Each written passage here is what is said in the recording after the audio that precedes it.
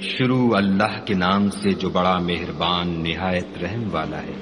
اے محمد صلی اللہ علیہ وآلہ وسلم، جب منافق لوگ تمہارے پاس آتے ہیں تو ازراہ نفاق کہتے ہیں کہ ہم اقرار کرتے ہیں کہ آپ بے شک خدا کے پیغمبر ہیں، اور خدا جانتا ہے کہ در حقیقت تم اس کے پیغمبر ہو، لیکن خدا ظاہر کیے دیتا ہے کہ منافق دل سے اعتقاد نہ رکھنے کے لحاظ سے جھوٹے ہیں۔ انہوں نے اپنی قسموں کو ڈھال بنا رکھا ہے اور ان کے ذریعے سے لوگوں کو راہ خدا سے روک رہے ہیں۔ کچھ شک نہیں کہ جو کام یہ کرتے ہیں برے ہیں۔ یہ اس لیے کہ یہ پہلے تو ایمان لائے پھر کافر ہو گئے تو ان کے دلوں پر مہر لگا دی گئی، سو اب یہ سمجھتے ہی نہیں۔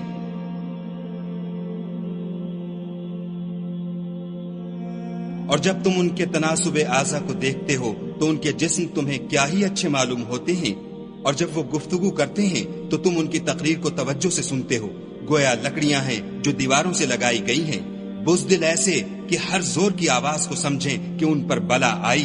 یہ تمہارے دشمن ہیں، ان سے بے خوف نہ رہنا، خدا ان کو ہلاک کرے، یہ کہاں بہ کے پھرتے ہیں۔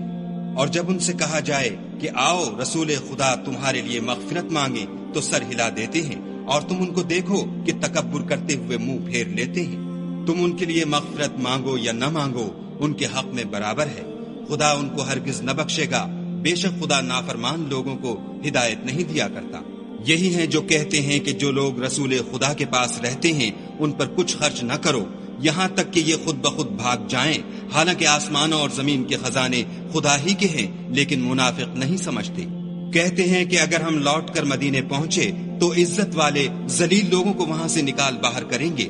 حالانکہ عزت خدا کی ہے اور اس کے رسول کی اور مومنوں کی، لیکن منافق نہیں جانتے۔ مومنوں، تمہارا مال اور اولاد تم کو خدا کی یاد سے غافل نہ کر دے، اور جو ایسا کرے گا تو وہ لوگ خسارہ اٹھانے والے ہیں۔ اور جو مال ہم نے تم کو دیا ہے اس میں سے اس وقت سے پیشتر خرچ کر لو کہ تم میں سے کسی کی موت آ جائے تو اس وقت کہنے لگے کہ اے میرے پروردگار، تو نے مجھے تھوڑی سی اور مہلت کیوں نہ دی تاکہ میں خیرات کر لیتا اور نیک لوگوں میں داخل ہو جاتا۔ اور جب کسی کی موت آ جاتی ہے تو خدا اس کو ہرگز مہلت نہیں دیتا، اور جو کچھ تم کرتے ہو خدا اس سے خبردار ہے۔